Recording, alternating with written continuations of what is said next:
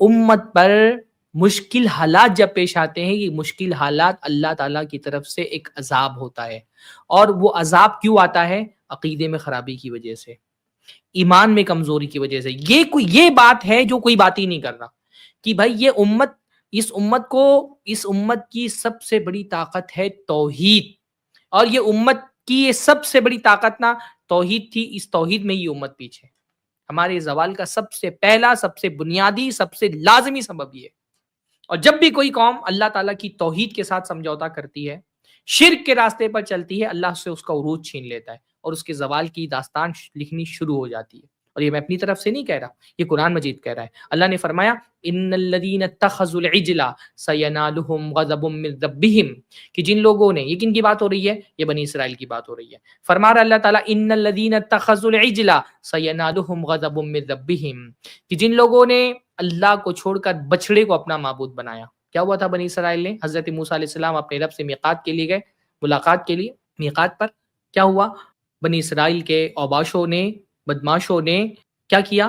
سونا جمع کر کے ایک بچڑا بنایا اور بچڑے کی پوجا کرنی شروع کر دی. اللہ نے فرمایا ان الذین اتخذوا العجل، وہ لوگ جنہوں نے اللہ کو چھوڑ کر کے بچڑے کو اپنا معبود بنا لیا ہے، سینالہم غضب من ربہم، ان قریب اللہ کا غضب ان پر نازل ہوگا، وَذِلَّةٌ فِي الْحَيَاةِ الدُّنْيَا، اور اللہ تعالیٰ دنیا کی زندگی میں ان کو ذلیل کرے گا. اللہ نے دنیا میں ذلت کا سبب کیا بنایا؟ اللہ تعالیٰ نے دنیا میں ذلت کا سبب بتایا ہے اللہ کو چھوڑ کر غیر اللہ کی پوجا کرنا. یہ جو عذاب آج ہمارے سروں پر مسلط ہے، اس کا بہت بڑا سب سے بنیادی سبب یہ قبر پوجنے والے لوگ ہیں، یہ ولی پرستی کرنے والے لوگ ہیں، یہ پیر پرستی کرنے والے لوگ ہیں، یہ اللہ کو چھوڑ کر کے غیر اللہ کے سامنے سر جھکانے والے لوگ ہیں، اللہ کو چھوڑ کر غیر اللہ سے فریادیں کرنے والے لوگ ہیں. یہ شرک امت کا سب سے بڑا مرض ہے، سب سے بڑی بیماری جو اس امت کو لگی ہوئی ہے شرک. اس شرک کا جو آخرت میں عذاب ملے گا وہ تو ہے بہت بڑا، وہ تو اللہ تعالیٰ معاف نہیں فرمائے گا. اللہ نے فرمایا ان اللہ لا یغفر ان یشرک بہ ویغفر ما دون ذلک لمن یشاء، کہ اللہ شرک کو معاف نہیں کرے گا، شرک کے علاوہ سب کو معاف کر دے گا. جیسے آخرت میں اس کا عذاب سب سے بڑا ہوتا ہے نا، دنیا میں بھی اللہ تعالیٰ مشرک کو چھوڑتا نہیں ہے، اس کو ذلیل کرتا ہے. اللہ نے فرمایا یہ قوم بنی اسرائیل کی، انہوں نے اللہ کو چھوڑ کر بچڑے کو معبود بنایا تو اللہ تعالیٰ کا غضب ان پر نازل ہوگا اور اللہ رب العالمین دنیا کی زندگی میں ان کو ذلیل کرے گا. اگر بنی اسرائیل بچڑے کو معبود مان کر کے اس کی عبادت کر کے ذلیل ہوئی دنیا کے اندر، تو ہم کیوں بچ جائیں گے؟ اللہ تعالیٰ نے کیوں بتایا بنی اسرائیل کے بارے میں یہ کہ ان کو ان کے شرک کی وجہ سے اللہ نے دنیا میں ذلت اور دنیا میں پستی سے دوچار کیا، تاکہ اس امت کو یہ بات یاد رہے کہ یہ جو بنی اسرائیل کا ماضی ہے یہ تمہارا مستقبل ہے. بنی اسرائیل کی اس تاریخ میں اپنا چہرہ دیکھو اور بتاؤ، اگر بنی اسرائیل کو بچڑے کی عبادت کرنے کی وجہ سے ذلیل و خوار کیا گیا، دنیا کے اندر اللہ کا غضب ان پہ نازل ہوا، تو آج یہ قوم، یہ امت محمد رسول اللہ کا کلمہ پڑھنے والی دنیا کی کون سی شے جس کو پوجتی نہیں ہے؟ کون سا بت ہے جسے اس قوم نے پوجا نہیں؟ کیا کیا نہیں ہے جس کی عبادت اس امت میں نہیں ہو رہی؟ اس امت میں لا الہ الا اللہ کا کلمہ پڑھ کر کے کن کن چیزوں کی پوجا کی جا رہی ہے؟ کہیں طوطے کی پوجا ہو رہی ہے، کہیں گدھے کی پوجا ہو رہی ہے، جانوروں کی عبادت کر رہی ہے، انسانوں کی عبادت کر رہے ہیں. یہاں کے لوگ قبروں کے سامنے سر جھکا رہے ہیں، ولیوں سے فریادیں کر رہے ہیں، پیروں سے جا کر کے مرادیں مانگ رہے ہیں. اللہ تعالیٰ ہمارے لیے اپنی مدد نازل کرے گا؟ اللہ کی مدد مشرکوں کو نہیں ملتی. ہم سوچتے ہیں کہ اللہ تعالیٰ اپنی مدد کیوں نہیں نازل کر رہا، بدر کی طرح آسمان سے فرشتے کیوں نہیں اتر جا رہے، پیارے نبی کی امت کیوں کچلی جا رہی ہے، پیسی جا رہی ہے، تباہ ہو رہی ہے، برباد ہو رہی ہے، اللہ اپنی مدد کیوں نہیں نازل کر رہا؟ اللہ تعالیٰ اپنی مدد مشرکوں کے لیے نازل کرتا ہے، اللہ اپنی مدد مومنوں کے لیے نازل کرتا ہے. اللہ رب العالمین نے مومنوں سے وعدہ کیا ہے وَكَانَ حَقًّا عَلَيْنَا نَصْرُ الْمُؤْمِنِينَ، اللہ نے فرمایا ہم پر واجب ہے کہ ہم مومنوں کی مدد کریں. اللہ کی مدد مومنوں کے لیے آتی ہے، مشرکوں کے لیے نہیں آتی. اس امت کا سب سے بڑا مرض جو جس نے اللہ کی مدد نازل ہونے سے روک کر کے رکھا ہے نا، وہ کیا ہے؟ وہ ہے شرک. ایمان کے خلاف سب سے بڑی چیز کیا ہے؟ شرک. بھئی ایمان کی بہت ساری شاخیں ہیں، ایمان کے 6 ارکان ہیں. پہلا رکن ایمان باللہ. شرک کیا ہے؟ اس پہلے ہی رکن میں خلل ہے. شرک کا مطلب بندہ اللہ پہ ایمان نہیں رکھتا ہے، اس کی توحید میں خلل ہے، اس کا مطلب اس کا ایمان خالی ہے. کیسے اللہ کی مدد آئے گی؟ اللہ تعالیٰ نے مومنوں کی مدد کرنے کا وعدہ کیا ہے. وَأَنَّ اللَّهَ مَعَ الْمُؤْمِنِينَ، اللہ نے فرمایا اللہ مومنوں کے ساتھ ہے، ایمان والوں کے ساتھ ہے، قبر پرستوں کے ساتھ اللہ نہیں ہے، قبر پجوں کے ساتھ اللہ نہیں ہے، ولی پرستوں کو اللہ تعالیٰ ساتھ نہیں دیتا، شرک کرنے والوں کے لیے اللہ کی مدد نہیں، اللہ کا عذاب نازل ہوتا ہے۔ اگر ہمارا ایمان پختہ ہوتا، اللہ نے وعدہ کیا ہے وَلَا تَهِنُوا وَلَا تَحْزَنُوا وَأَنْتُمُ الْأَعْلَوْنَ إِن كُنتُم مُؤْمِنِينَ، گھبراؤ نہیں، ٹینشن مت لو، غم مت کرو، کمزور مت ہو جاؤ، انتم الاعلون وانتم الاعلون، تم ہی سر بلند رہو گے، کامیابی تمہارے لیے ہے، سر بلندی تمہارے لیے ہے، شرط کیا ہے؟ ان کنتم مومنین، اگر تم ایمان والے ہو تو۔ اس قوم کا 50% حصہ نا شرک کر رہا ہے، الگ الگ سطحوں پر کھلا شرک کر رہا ہے، واضح شرک کر رہا ہے، اس قوم کا واضح شرک کر رہا ہے، اس قوم کا حصہ۔ کیسے اللہ تعالیٰ کی مدد نازل ہوگی؟ اللہ تعالیٰ عزت، قوت، طاقت، اقتدار کن کو دیتا ہے؟ بھئی ہم وہ لوگ ہیں نا جن کو اللہ تعالیٰ نے کلمہ پڑھایا ہے، اللہم مالک الملک توتی الملک من تشاء وتنزع الملک ممن تشاء۔ اللہ تعالیٰ تو ملک کا مالک ہے، بادشاہت کا مالک تو ہے، حکومت و اقتدار تیرے ہاتھ میں ہے، حکومت کی کنجیاں تیرے ہاتھ میں ہیں، تو جس کو چاہتا ہے حکومت اور اقتدار سے نواز دیتا ہے، جس سے چاہتا ہے حکومت و اقتدار چھین لیتا ہے۔ وَتُعِزُّ مَن تَشَاءُ، اللہ تو جس کو چاہتا ہے عزت دیتا ہے، طاقت دیتا ہے، قوت دیتا ہے۔ وَتُذِلُّ مَن تَشَاءُ، جس کو چاہتا ہے ذلیل کر دیتا ہے، پست کر دیتا ہے، کمزور کر دیتا ہے، تباہ کر دیتا ہے۔ عزت ذلت اللہ کے ہاتھ میں ہے، اور عزت اللہ کس کو دیتا ہے؟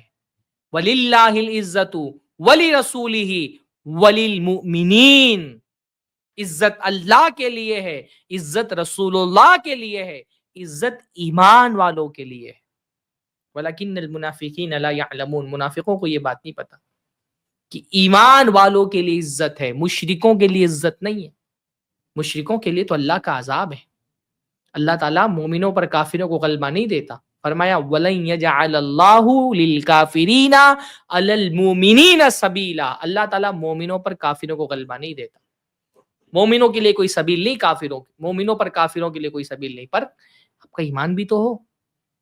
یہ امت، اس کا اصل قضیہ، اصل مسئلہ، اصل پرابلم یہ نہیں ہے کہ یہ ایجوکیشن کی فیلڈ میں پیچھے ہے، اس کا اصل پرابلم یہ نہیں ہے کہ یہ سیاست کی فیلڈ میں پیچھے ہے، اس کا اصل پرابلم یہ نہیں کہ یہ معاشیات کی فیلڈ میں پیچھے ہے، اس کا اصل پرابلم یہ ہے کہ یہ ایمان کے میدان میں پیچھے ہے۔ یہ توحید میں ہار گئی ہے۔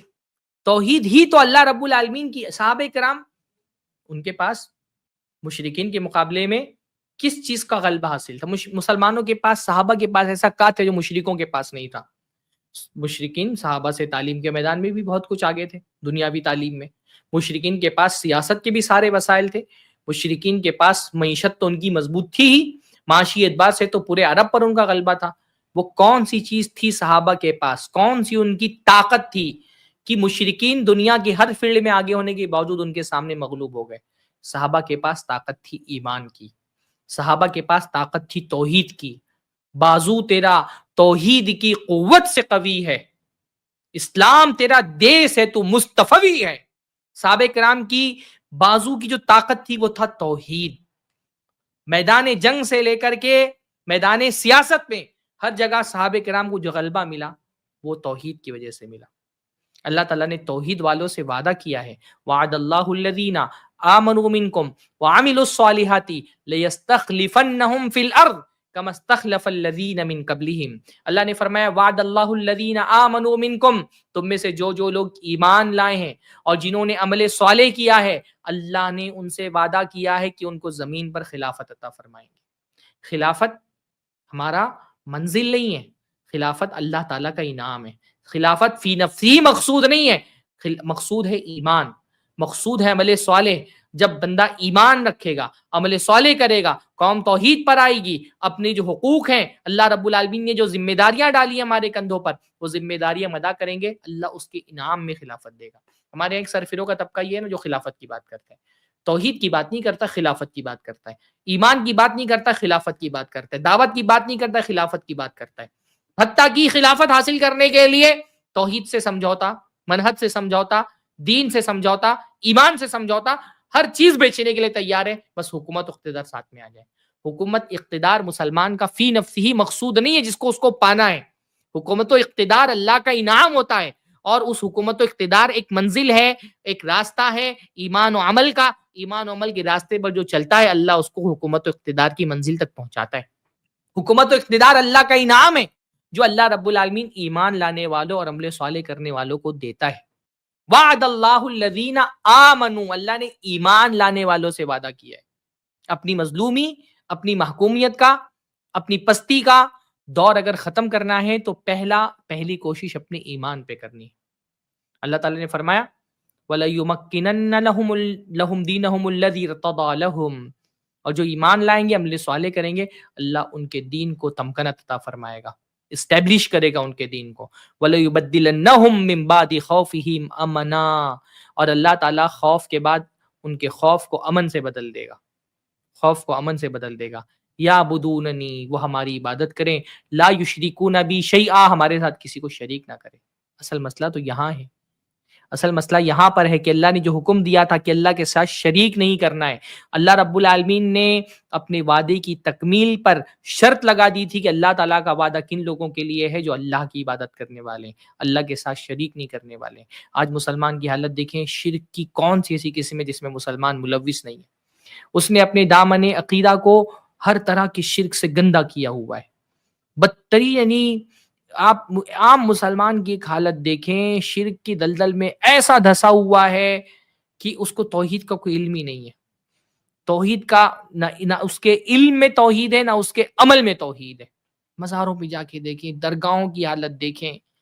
یہ قوم، اللہ تعالیٰ اس کے لیے کیوں اپنے فرشتے نازل کرے گا؟ کیوں اللہ تعالیٰ جو اللہ کو چھوڑ کر، جس کی زبان سے یا اللہ المدد کا نعرہ تک نہیں نکلتا ہے، جب اس کو مصیبت ہوتی ہے وہ کسی غیر اللہ کو ہی پکارتا ہے، یا رسول اللہ مدد، یا علی مدد، یا غوث آدم مدد، یا چشتی پار لگا دے کشتی۔ جو اپنی زبان سے اللہ کے لیے مدد کا نعرہ تک نہیں نکالتے، کیوں اللہ تعالیٰ اسی قوم کی مدد کرے گا؟ اور جب قوم کی اکثریت بگڑ جاتی ہے نا، تو اس اکثریت پر آنے والے عذاب میں اقلیت بھی پیسے جاتے ہیں۔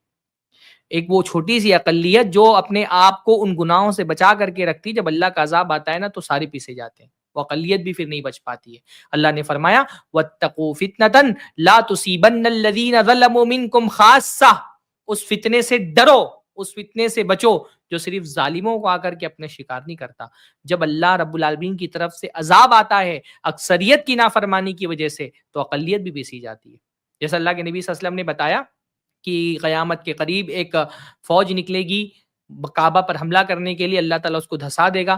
صحابہ کرام نے کہا اللہ کے نبی صلی اللہ علیہ وسلم، اس میں تو بہت سارے اس قافلے میں ایسے بھی لوگ ہوں گے جن کا مقصد کعبہ پر حملہ کرنا نہیں ہوگا، پھر یہ کیوں ان کو دھسایا جائے گا؟ ان کو بھی تو ساتھ میں ختم کر دیا جائے گا۔ اللہ نے فرمایا ثم یبعثون علی نیاتہم، ان کو بھی ساتھ میں دھسا دیا جائے گا۔ جب اللہ کا عذاب آئے گا تو وہ لوگ بھی اس کے شریک ہو جائیں گے جن کا مقصد وہ کبھی مقصد نہیں تھا۔ پھر ان کے بعد جب ان کو اٹھایا جائے گا تو ان کی نیت کے حساب سے اٹھایا جائے گا قیامت کے دن، لیکن دنیا میں جب عذاب آئے گا تو اس عذاب میں وہ بھی شریک ہو جائیں گے۔ تو ہم وہ لوگ تھے جن کو اللہ نے اسلام سے عزت دی تھی، توحید سے عزت دی تھی۔ حضرت عمر نے ایک مرتبہ فرمایا نحن قوم اعزنا اللہ بالاسلام فمہما ابتغینا العزت بغیرہ اذلنا، ہم وہ لوگ تھے جن کو اللہ نے اقتدار دیا، عزت دی، قوت دی، دنیا کی بڑی بڑے بڑے صغیروں پر ہم الحمدللہ ہماری حکومتیں رہی ہیں۔ کیوں؟ یہ حکومتیں کہاں سے آئی تھی؟ اسلام کی وجہ سے آئی تھی۔ اگر اسلام کو چھوڑ کر کے کہیں اور ہم نے غلبہ، عزت، قوت تلاش کی نا، پھر اللہ تعالیٰ ہم کو ذلیل کر دے گا۔ اذلنا اللہ، اور اللہ تعالیٰ ذلیل کر رہا ہے۔ ہم نے جب ایمان کے راستے کو چھوڑ دیا، اسلام کے راستے کو چھوڑ دیا، تو آج ذلت ہمارا مقدر ہے۔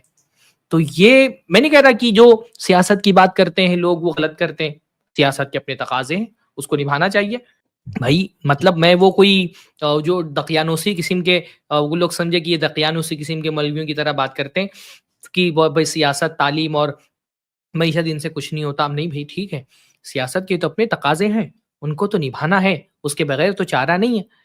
مطلب جہاں پر سیاست میں ہم پیچھے ہیں وہاں سیاست میں ہم آگے ہیں، سیاست میں پیچھے ہیں ہم، اس کا کوئی انکار بھی نہیں ہے بھائی۔ ابھی دیکھتے ہیں نا ہماری جہاں صورتحال یہ پیش آتی ہے کہ جب جمع ہونے کا وقت ہوتا ہے تو ہم جمع نہیں ہوتے، ووٹنگ کا وقت ہوتا ہے تو ہم بکھر جاتے ہیں، اور جب جن لوگوں کو ووٹ دے کر کے ہم پارلیمنٹ میں بھیج کر کے ایسے قوانین اور ایسے بل روکنے میں کوئی ایک اپنا ایک کردار ادا کر سکتے تھے، جب ہم ان لوگوں کو اپنے بکھراؤ کی وجہ سے پارلیمنٹ میں اسمبلی میں نہیں بھیج پاتے اور ایسے بل پاس ہو جاتے ہیں، پھر ہم سڑکوں پہ جمع ہونے کی بات کرتے ہیں۔